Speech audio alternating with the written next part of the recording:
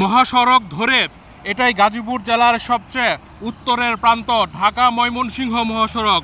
Signboard দেখতে পাচ্ছি, স্বাগতম ময়মনসিংহ সড়ক বিভাগ। এই পাশ থেকে ময়মনসিংহ শুরু। আল্লাহ হাফেজ গাজীপুর জেলা। গাজীপুর জেলার শেষ, ময়মনসিংহ জেলার শুরুতে আছি। এখান থেকে জামালপুর 113 কিলোমিটার, ঢাকা 65 কিলোমিটার। ঢাকার গুলিস্তান 0 পয়েন্টকে বোঝানোর কথা। এখান থেকে গাজীপুর জেলা শুরু হয়ে টঙ্গী ব্রিজ পর্যন্ত গিয়েছে।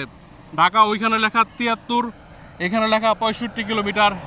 একই জায়গা থেকে ঢাকার দূরত্ব দুই রকম, এখানে লেখা 65.50, উপরে 73, হয়তোবা আলাদা কোনো জায়গাকে বোঝাচ্ছে।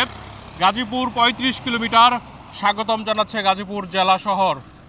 সামনে জৈনা বাজার, গাজীপুর জেলার সবচেয়ে উত্তরের বাজার মহাসড়ক ধরে। গাজীপুর জেলার শেষ প্রান্ত থেকে ময়মনসিংহ মেডিকেল 55 কিলোমিটার। ওইখানে একটি স্থলবন্দরের সাইনবোর্ড দেওয়া, বোঝা যাচ্ছে না। 131 কিলোমিটার সম্ভবত নাকুগাঁও স্থলবন্দর অথবা হালুয়াঘাটের স্থলবন্দরটি।